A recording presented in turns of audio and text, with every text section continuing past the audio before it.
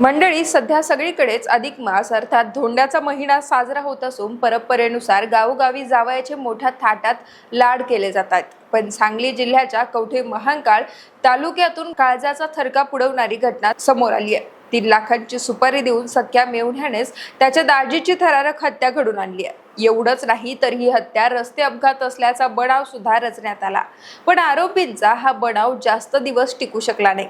18 मेच्या रात्री घडलेल्या या घटनेचा आता 16 दिवसांनी उलगडा झालाय। या प्रकरणी पोलिसांनी 2 आरोपींना बेड्या ठोकल्या असून त्यांच्या चौकशीतून जे कारण आणि घटनाक्रम समोर आलाय ते ऐकून पोलीस सुद्धा हादरून गेलेत। दरम्यान पोलिसांनी अपघाताचा बनाव कसा उघड केला, सख्या भावानेच बहिणीचं कुंकू नक्की का पुसलं, सांगलीतील नेमका घटनाक्रम या व्हिडिओतून समजून घेऊयात। नमस्कार, मी पूजा आणि आपण पाहत आहे दे दणका। मंडळी, कवठे महांकाळ तालुक्यातील विजापूर गुहागर या राष्ट्रीय महामार्गावरील चोरूची गावाजवळ प्रेम या नावाने एक हॉटेल आहे। या हॉटेल समोरीलच रस्त्याच्या गटारीत 19 मेच्या रात्री 11 वाजता एक मृतदेह आढळून आला होता। त्या मृतदेहाच्या डोक्याला गंभीर दुखापत असल्यानं सुरुवातीला हा एक अपघात असल्याचा समज काहींना झाला होता। पण पुढे जसजसा पोलीस तपास पुढे सरकत गेला तसा एक धागा उलगडत गेला। त्यापूर्वी कवठे महांकाळ पोलिसांना जेव्हा या घटनेची माहिती मिळाली तेव्हा त्यांनी लगेचच घटनास्थळी धाव घेत घटनेचा पंचनामा केला।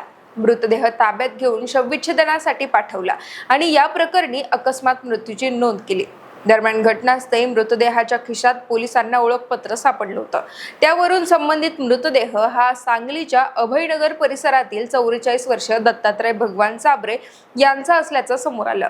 तसंच घटनास्थळी पंचनामा करताना पोलिसांना आणखी एक महत्त्वाची बाब लक्षात आली, ज्यामुळे हा अपघात नसून घातपात असल्याचा संशय पोलिसांनी व्यक्त केला। मृतदेहाच्या डोक्याला जबर मारहाण असल्यानं रस्त्यावर तसंच रस्त्याच्या कडेला काही प्रमाणावर रक्त पडलेलं होतं। त्यामुळे मृतदेह ओढत नेऊन नाल्यात टाकल्याचा संशय पोलिसांना आला होता।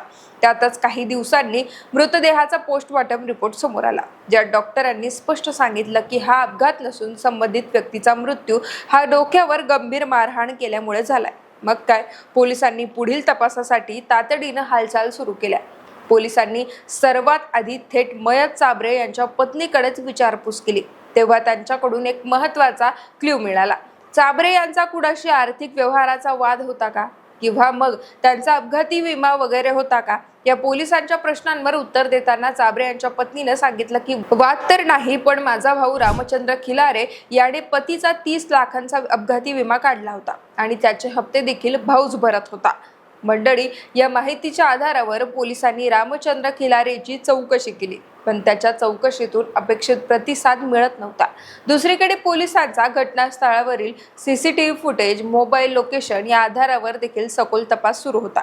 त्यावरून काही धागेदोरे पोलिसांच्या हाती लागले, तर घटनास्थळी सापडलेले पुरावे, फॉरेन्सिकचा अहवाल, तांत्रिक माहिती आणि संशयितांच्या हालचालींचा मागोवा घेत पोलीस या घटनेचा उलगडा करत असतानाच हेड कॉन्स्टेबल श्रीमंत करे यांना महत्त्वाची गोपनीय माहिती मिळाली। त्या आधारावर सांगलीतच राहणारा मयताचा मेहुणा रामचंद्र धनप्पा खिल्लारे याला पोलिसांनी ताब्यात घेतलं। त्याच्या सखोल चौकशीत आर्थिक व्यवहाराच्या वादातून दत्तात्रय चाबरे यांच्या हत्येसाठी 3 लाख रुपयांची सुपारी देण्यात आल्याची माहिती उघड झाली।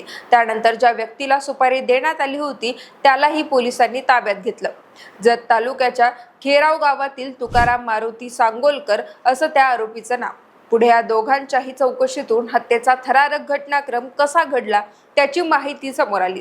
मेहुणा रामचंद्र खिलारेनं त्याच्या दाजीला म्हणजेच दत्तात्रय चाबरे यांना ट्रकवर क्लीनर म्हणून काम मिळवून देतो असं आमिष दाखवलं। त्यासाठी खिलारेनं त्याच्या दाजीला 17 मेच्या रात्री वाळवा तालुक्यातील तुंग या ठिकाणी नेलं। त्या ठिकाणी तुकाराम सांगोलकरही आला होता। तिघांनी मिळून दारू पिली। यावेळी तुकारामकडे ट्रक असल्याचं सांगून खिलारेनं त्याच्या दाजीला म्हणजेच दत्तात्रय चाबरे यांना त्याच्यासोबत पाठवून दिलं।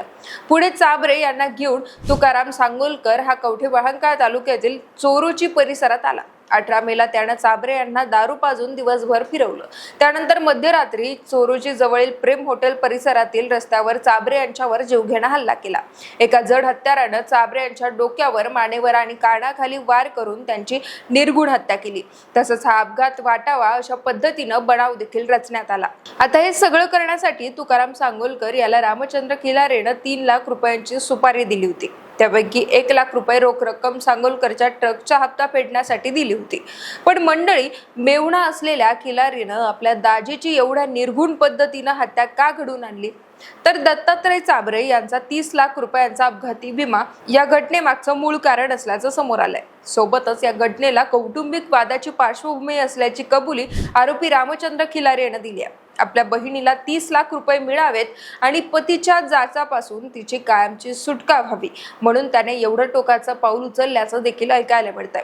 बाकी या प्रकरणात 2 आरोपींनी संगनमत करून कट रचला, हत्या केली, तसंच या घटनेला अपघाताचं वळण देण्याचा प्रयत्न सुद्धा केला. त्यामुळे दोन्ही आरोपींवर भारतीय न्याय संहिता कायद्यातील गंभीर कलमान्वये गुन्हा दाखल झालाय. मंडळी, पोलीस निरीक्षक प्रवीण कुमार कांबळे तसंच सहाय्यक पोलीस निरीक्षक दत्तात्रय कोळेकर यांच्या नेतृत्वातील पथकानं या घटनेचा यशस्वी उलगडा केल्यानं त्यांचं कौतुक केलं जात आहे. तर दुसऱ्या बाजूला धोंड्याच्या महिन्यात विम्याच्या रकमेसाठी मेहुण्यानेच दाजीची सुपारी देऊन खून केल्यामुळे या घटनेची चर्चा रंगली आहे. आता सांगलीतील या घटनेबद्दल तुम्हाला नेमकं काय वाटतं? तुमच्याही प्रतिक्रिया आम्हाला व्हिडिओच्या कमेंट बॉक्समध्ये नक्की कळवा.